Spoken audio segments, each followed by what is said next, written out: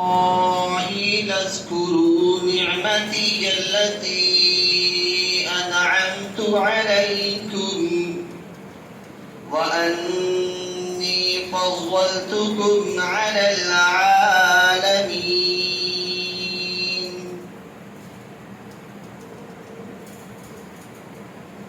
بنی اسرائیل حضرت یعقوب علیہ السلام کو کہا جاتا ہے، ان کا یہ لقب ہے، جیسا کہ میں نے پہلے بھی بتلایا تھا۔ آج یہاں پر اللہ تبارک و تعالی بنی اسرائیل جو یعقوب علیہ السلام کی امت تھی اور آگے تمام امتیں جو تھی اس کے بعد آئیں، اللہ تبارک و تعالی انہیں اپنی نعمتیں یاد کروا رہے ہیں۔ یا بنی اسرائیل، اے بنی اسرائیل، اذکروا، تم یاد کرو، نعمتی التی انعمت علیکم، میری ان نعمتوں کو جو میں نے تم پر انعام کی، وَأَنِّي فَضَّلْتُكُمْ، اور میں نے تمہیں فضیلت دی، عَلَى الْعَالَمِينَ، جہان والوں پر۔ اللہ تبارک و تعالیٰ نے بنی اسرائیل کو جو تمام لوگ تھے ان پر تمام سے فضیلت عطا فرمائی، بنی اسرائیل کے لیے ایسی ایسی نعمتیں عطا کی جن کا ہم تصور بھی نہیں کر سکتے۔ بنی اسرائیل کے لیے اللہ تبارک و تعالی نے من و سلوہ اتارا۔ بنی اسرائیل جو موسیٰ علیہ السلام کی قوم تھی، ان میں سے چند لوگ اللہ کے عذاب کے مستحق ٹھہرے اور وفات پا گئے۔ پھر موسیٰ علیہ السلام نے دوبارہ دعا کی اور وہ اللہ تبارک و تعالی نے انہیں دوبارہ سے زندہ فرما دیا۔ بنی اسرائیل پر اللہ کی بہت نعمتیں ہیں، فضیلت انہیں اللہ تبارک و تعالی نے دی، لیکن اس کے باوجود جو بہترین امت ہے وہ امت محمدیہ ہے۔ انہیں نعمتیں ملنے کے باوجود وہ امت محمدیہ سے افضل نہیں ہے، وہ اس دور تک کی امتوں سے افضل تھے جو ان کے زمانے میں موجود تھی یا ان کے زمانے میں تھی یا ان کے آس پاس بعد میں اور پہلے تھی۔ ان لوگوں سے وہ افضل تھے، یا جو دوسری امت موسیٰ علیہ السلام کی یا بنی اسرائیل کی جو امت تھی اس کے علاوہ جو لوگ تھے ان سے وہ بہتر تھی۔ اللہ تبارک و تعالی نے بنی اسرائیل پر بے شمار انعامات کیے۔ اللہ تبارک و تعالی فرماتے ہیں وَلَقَدِ اخْتَرْنَاهُمْ عَلَىٰ عِلْمٍ عَلَى الْعَالَمِينَ، کہ ہم نے تمہیں فضیلت دی جہان والوں پر علم کی وجہ سے، کہ اللہ تبارک و تعالی نے انہیں علم عطا فرمایا۔ اور بنی اسرائیل ہی وہ قوم تھی کہ جن میں سے رب العالمین نے بادشاہ پیدا کیے، نبی پیدا کیے، اور جو تمام کی تمام نعمتیں تھیں وہ ان کے اوپر مکمل ہو گئی۔ اللہ تبارک و تعالی نے انہیں علم دیا، اور علم کی وجہ سے انسان اللہ کے زیادہ قریب ہو جاتا ہے۔ اور موسیٰ علیہ السلام بھی اپنی قوم کو اللہ تبارک و تعالی کی نعمتیں یاد کرتے ہوئے فرماتے ہیں وَإِذْ قَالَ مُوسَىٰ لِقَوْمِهِ يَا قَوْمِ اذْكُرُوا نِعْمَتِيَ الَّتِي يَا قَوْمِ اذْكُرُوا نِعْمَتَ اللَّهِ عَلَيْكُمْ إِذْ جَعَلَ فِيكُمْ أَنْبِيَاءَ، اور جب کہا موسیٰ علیہ السلام نے کہ اے میری قوم اس وقت کو یاد کرو، ان نعمتوں کو یاد کرو جب اللہ نے تمہارے ہاں انبیاء بنائے، وَجَعَلَكُمْ مُلُوكًا، اور تمہیں بادشاہت عطا فرمائی، وَآتَاكُمْ مَا لَمْ يُؤْتِ أَحَدًا مِّنَ الْعَالَمِينَ، اور تمہیں وہ عطا فرمایا جو جہان والوں کو عطا نہیں کیے۔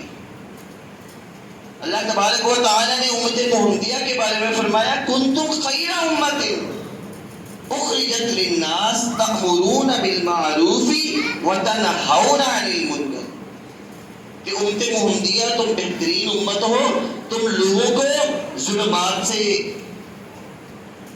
کنتم خیر امت اخرجت للناس، تم لوگوں کو نکالتے ہو، تأمرون بالمعروف، تم انہیں نیکی کا حکم دیتے ہو، وتنہون عن المنکر، اور برائی سے روکتے ہو۔ گویا کہ نیکی کا حکم دینے والا اور برائی سے روکنے والا بہترین شخص ہے، اور یہ کام علماء کا ہے۔ علماء کے علاوہ جن تک یہ بات پہنچ جائے، آپ صلی اللہ علیہ وسلم کا فرمان عالی شان ہے، بلغوا انی ولو آیا، کہ جو مجھ سے تمہیں بات پہنچے اسے آگے پہنچا دو، خواہ وہ ایک آیت ہی کیوں نہ ہو، ایک بات ہی کیوں نہ ہو، ایک حکم ہی کیوں نہ ہو، اسے آگے پہنچا دینے والا بہترین لوگوں میں شمار ہے۔ اور امت محمدیہ کو تمام امتوں پر فضیلت حاصل ہے، جس طرح کہ آپ صلی اللہ علیہ وسلم کو تمام انبیاء پر فضیلت حاصل ہے۔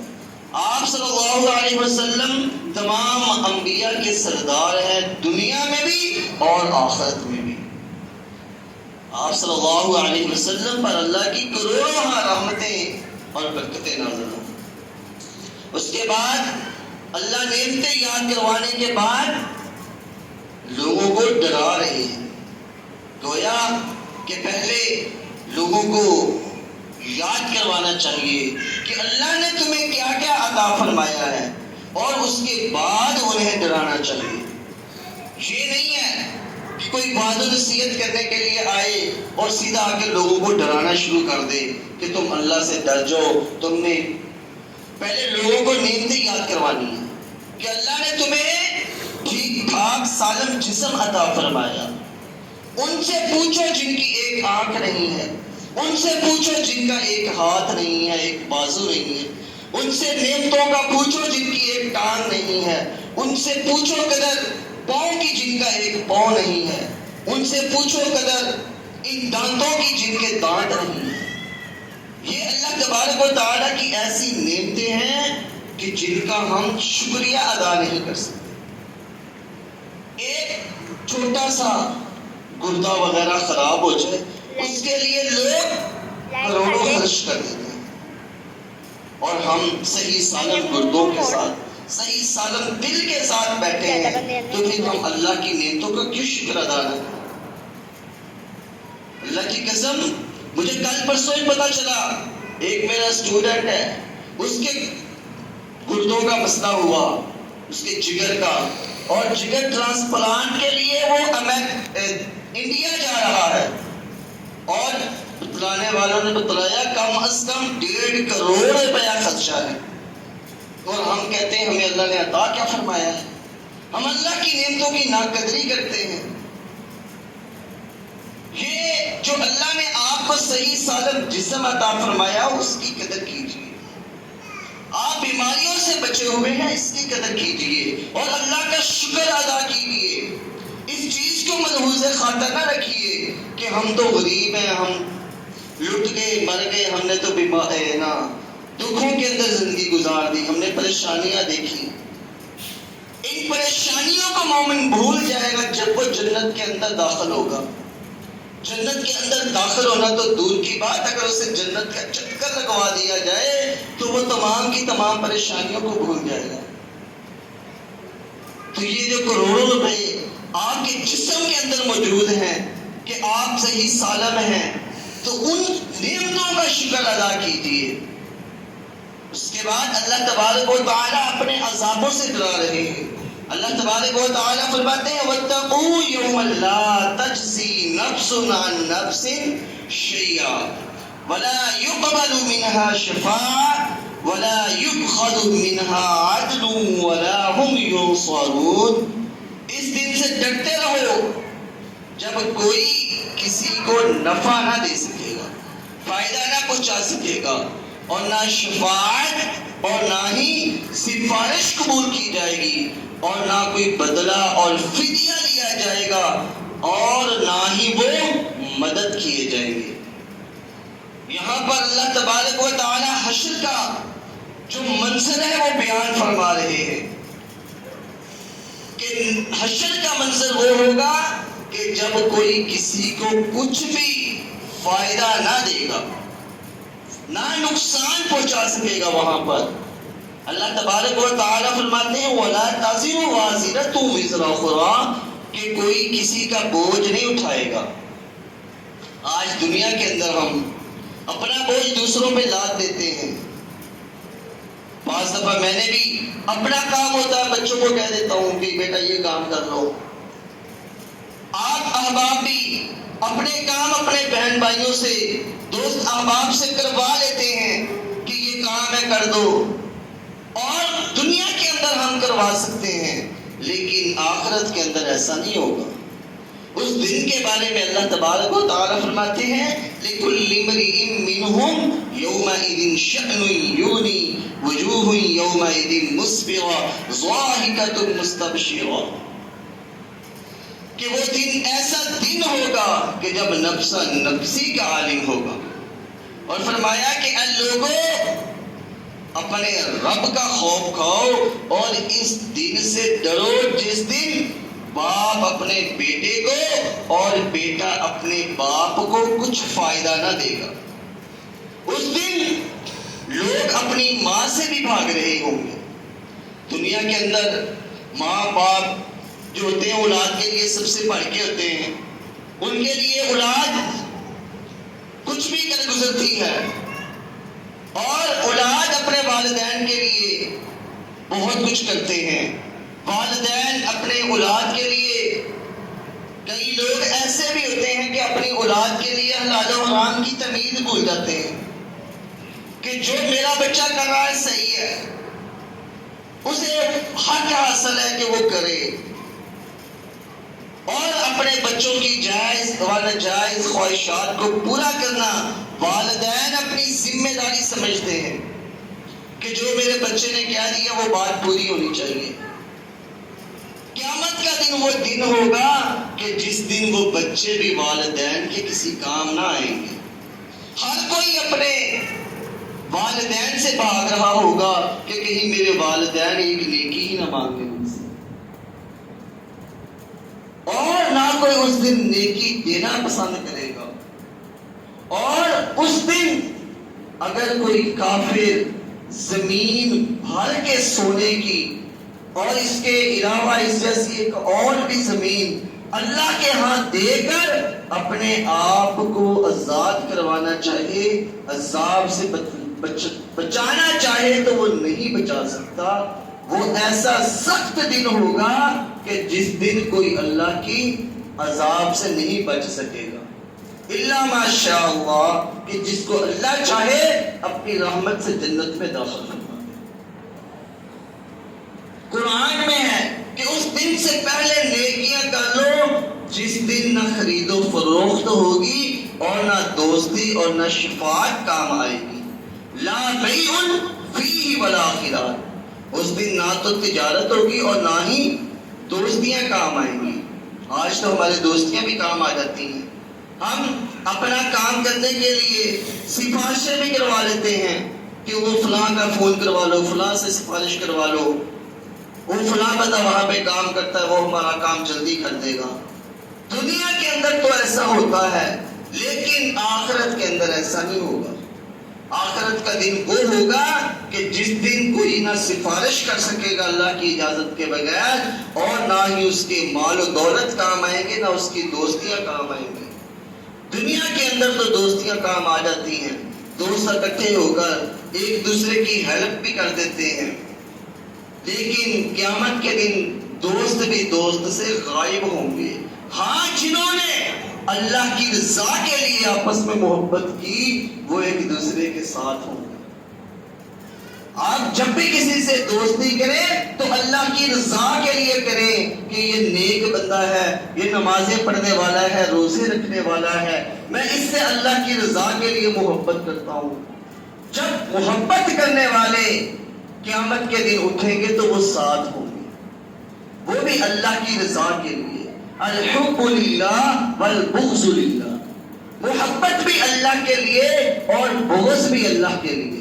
اگر کسی سے دشمنی کرنی ہے، کسی سے نفرت کرنی ہے، تو اس بنیاد پہ کی جائے کہ یہ نماز نہیں پڑھتا، یہ روزے نہیں رکھتا، یہ اللہ کی نافرمانیاں کرنے والا ہے، میں اس سے دور ہو جاؤں، تو پھر بندہ اس سے دور ہو کے ثواب کا کام کر رہا ہے۔ اور اگر صرف اسی لیے کہ یہ میرے کام نہیں آیا، اس نے میری بات نہیں مانی، دشمنی کی، تو یہ اپنا ہی نقصان ہے۔ اور دنیاوی فائدے کے لیے دوستیاں کی کہ یہ بڑا بنے گا، یہ بڑا آدمی ہے، میں اس سے دوستی کر لوں، اس کو تحفے تحائف بھیجوں، تو وہ پھر قیامت کے دن کسی کام نہیں آئیں گے۔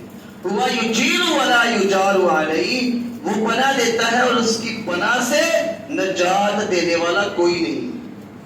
اللہ تبارک و تعالیٰ فرماتے ہیں ما لکم لا تناصرون بل هم اليوم مستسلمون، آج کیوں ایک دوسرے کی مدد نہیں کرتے، بلکہ وہ سب کہ سب آج گردن جھکائے تابع فرمان کھڑے ہیں۔ اور ایک اور آیت کے اندر آتا ہے فَلَوْلَا نَاصَرَهُمُ الَّذِينَ اتَّخَذُوا مِن دُونِ اللَّهِ قُرْبَانًا آلِهَةً، اللہ کی نزدیکی کے لیے وہ اللہ کے سوا پوجا پاٹ کرتے تھے، آج وہ معبود اپنے عبادت گزار جو تھے ان کی عابد ان کی مدد کیوں نہیں کرتے؟ جیسا کہ آج ہمارے یہاں شرک عام ہے، ہر کوئی نے کئی خدا بنا رکھے ہیں، کوئی کہیں پہ جاتا ہے، کوئی کہیں پہ جاتا ہے، کوئی کہیں پہ سجدہ کر رہا ہے، کوئی کسی جگہ پہ سجدہ کر رہا ہے۔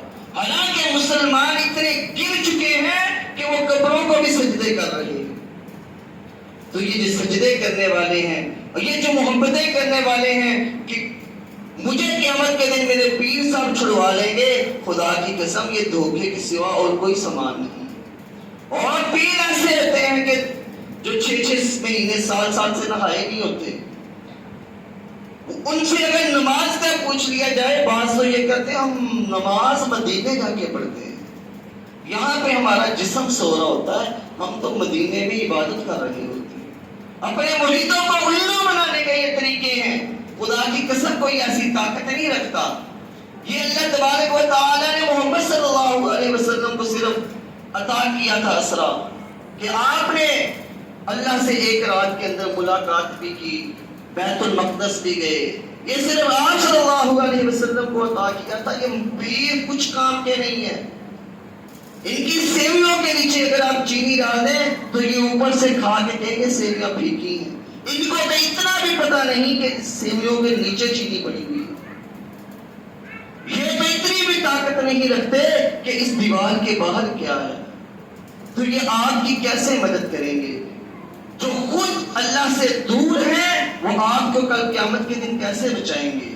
تو اس لیے اللہ سے محبت کرنا چاہیے۔ محبتیں اگر اللہ کے سوا کسی کی پوجا پاٹ کرتے ہیں تو یہ کسی کام نہیں آئیں گی۔ قیامت کے دن رشوتیں کٹ جائیں گی، شفاعتیں مٹ جائیں گی، اور آپس کی امداد و نصرت نابود ہو جائے گی، کیونکہ اس دن معاملہ عادل حاکم جبار قہار اللہ مالک الملک کے سامنے ہوگا۔ وہ مالک ایسا مالک ہے کہ اس کے سامنے ہم جھوٹ نہیں بول سکتے۔ دنیا کی عدالتیں، پولیس، تھانوں کے اندر تو ہم جھوٹ بول کے اپنے آپ کو چھڑوا لیتے ہیں۔ خدا کی قسم اس دن جب ہم جھوٹ بول دیں گے تو ہمارے منہ پہ مہرے لگ جائیں گی، ہمارے ہاتھ پاؤں کلام کریں گے، اور وہ وہی کہیں گے جو حق ہے، وہ جھوٹ نہیں بولیں گے۔ اس دن کوئی جھوٹ بول کے اللہ سے نہیں بچ سکے گا۔ یہ اللہ کی خاص رحمت ہے امت محمدیہ پر کہ یہ گناہ ایک کرے تو ایک ہی لکھا جاتا ہے، یہ نیکی ایک کرے تو 1 سے لے کر 10 تک، اور بعض دفعہ 70 اور 700 مرتبہ تک اس کے لیے اجر ثواب لکھا جاتا ہے۔ یہ اللہ کی رحمت ہے خاص مسلمانوں پر کہ اللہ تبارک و تعالی نے واضح طور پر فرما دیا من جاء بالحسنۃ فلہ عشر امثالها، کہ جو ایک نیکی لے کے آئے گا اسے 10 کا ثواب عطا کیا جائے گا، اسے 10 نیکیاں ملیں گی۔ اور جب اللہ کی رحمت جوش میں ہو تو اللہ اس سے بڑھا بھی دیتے ہیں۔ تو اس لیے ہمیں اللہ سے ڈرتے رہنا چاہیے، اور ایسے اعمال کرنے چاہیے کہ کل قیامت کے دن اللہ رب العالمین ہم سے راضی ہو جائے. یہ دنیا ہر کسی کی کٹ جائے گی. اللہ کی رضا کے لیے، اللہ کے لیے اپنی آخرت کی تیاری کریں. اللہ رب العالمین سے دعا ہے کہ رب العالمین ہم سب کو جو کہا گیا اور سنا گیا اس پر عمل پیرا ہونے کی توفیق عطا فرمائے. اللہ مالک الملک ہم سب کی دنیا و آخرت بہتر فرمائے. آمین. وآخر دعوانا الحمدللہ رب العالمین.